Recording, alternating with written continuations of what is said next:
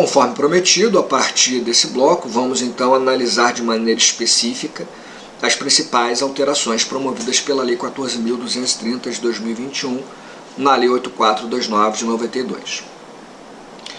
Bom, vamos começar então com o conceito de improbidade administrativa. Aí no slide para vocês, o conceito que eu proponho.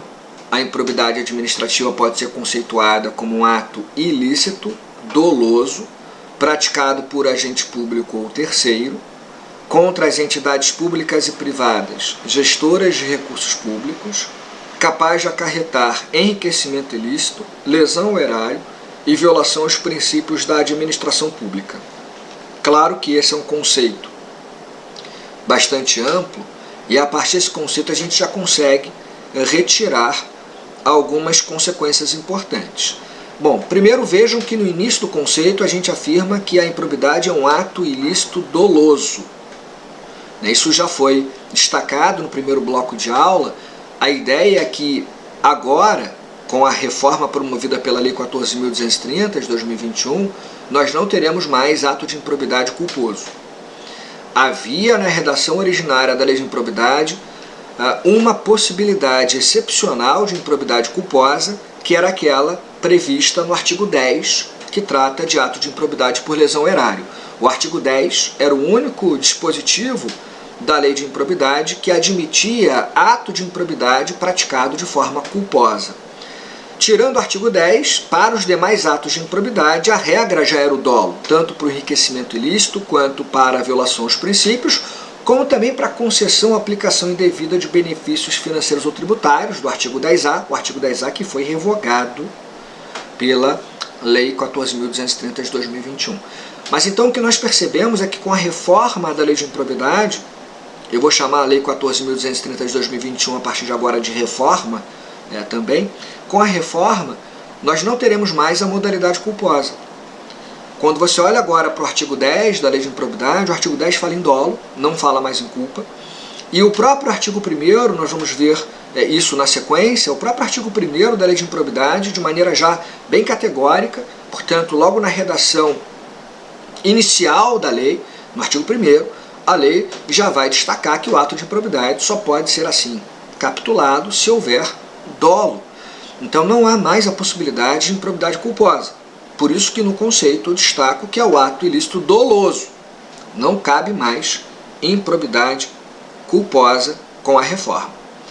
Além disso, aqui no conceito, nós estamos vendo que é um ato de improbidade doloso praticado por agente público ou terceiro. Nós vamos ver isso daqui a pouquinho. Quem é o sujeito ativo da improbidade? Em relação ao direito material, o sujeito ativo é aquele que pratica a improbidade, aquele que é autor do ato de improbidade, que pratica a improbidade contra alguém. Basicamente é o agente público. Aqui não houve uma modificação tão relevante em relação à redação originária, continua sendo o agente público, o sujeito que pratica a improbidade, e eventualmente o agente público pode atuar em conluio com um terceiro. Aquele que não é agente público é um particular, seja esse particular uma pessoa física ou jurídica, o terceiro ele também pode atuar em conluio com o agente público. Então, seja o agente público em conluio com o terceiro, esses são os autores do ato de improbidade, os sujeitos ativos da improbidade, aqueles que praticam a improbidade administrativa e que amanhã, na ação judicial de improbidade, serão réus na ação. O agente público e, eventualmente, o terceiro que atua em conluio. Lembrando que a jurisprudência tradicional do STJ, que foi firmada na redação originária da Lei de Improbidade, e essa jurisprudência deve ser mantida mesmo após a reforma da Lei de Improbidade, a jurisprudência tradicional do STJ exige necessariamente a presença do agente público no polo passivo da ação judicial de improbidade. Então, para o STJ, não pode ser proposta uma ação de improbidade apenas em face de um terceiro, apenas em face de um particular. No polo passivo da ação, como réu da ação, tem que ter um agente público. Seja o agente público isoladamente ali colocado na ação de improbidade, seja o agente público juntamente com o terceiro. O que não pode é uma ação judicial de improbidade ser proposta apenas em face de um particular. Essa é a visão tradicional do STJ, que me parece deve ser mantida mesmo com a reforma da lei de improbidade.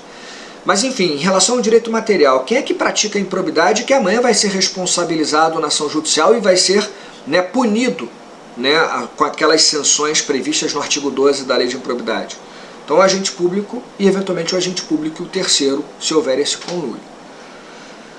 Além do sujeito ativo, aquele que pratica a improbidade, aqui no conceito nós destacamos os sujeitos passivos da improbidade, quer dizer, as vítimas da improbidade. Contra quem um ato de improbidade é praticado?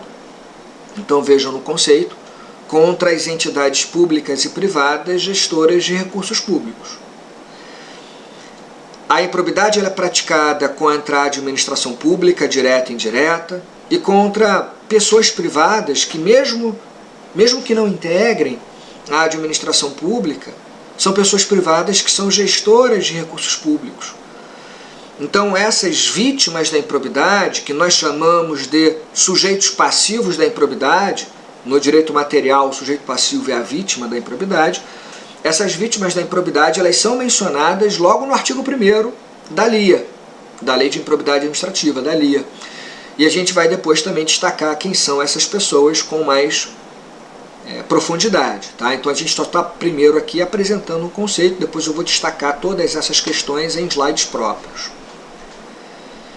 E no final desse conceito eu destaco que a improbidade ela é capaz de acarretar enriquecimento ilícito, lesão erário e violação dos princípios da administração pública. Os tipos de improbidade ou as tipificações de improbidade administrativa aparecem nos artigos 9º, 10 e 11 da Lei de Improbidade. Lembrando que o artigo 10A foi revogado pela reforma, pela Lei 14.230 de 2021. O artigo 9º fala de enriquecimento ilícito, o artigo 10 de lesão erário e o artigo 11 fala de violação aos princípios. Já antecipei, inclusive no primeiro bloco, que em relação à violação aos princípios, o artigo 11, o rol de condutas, né, os incisos ali colocados no artigo 11, o rol é taxativo, e para que haja então agora, a partir de agora, um ato de improbidade por violação ao princípio, não basta a violação ao princípio. A violação ao princípio é uma conduta grave, enseja eventualmente, né, sanções administrativas ao agente público, eventualmente responsabilidade civil, etc. Mas para a improbidade não bastaria a violação ao princípio a partir de agora, teria que se enquadrar a conduta do acusado num daqueles incisos taxativamente colocados no artigo 11. Isso é uma novidade importante que a gente vai destacar mais à frente, mas eu já estou adiantando desde o primeiro bloco, inclusive. Pois bem, então esse é um conceito que a gente apresenta em relação à improbidade administrativa, é um conceito que sofreu uma atualização com a reforma. A necessidade de dolo, por exemplo, não se admite mais a modalidade culposa, tudo isso tem que ser colocado a partir de agora no conceito por conta da reforma da LIA. Bom, vamos avançar aqui para tratar de maneira mais específica das principais novidades da Lei de Improbidade. Então já trouxe uma visão geral no primeiro bloco, nesse segundo bloco eu já trouxe um conceito atualizado com a reforma, e a partir de agora eu vou destacar as principais inovações e vou pontuá-las, vou trazer meus comentários em relação às principais novidades encontradas na lei após a reforma.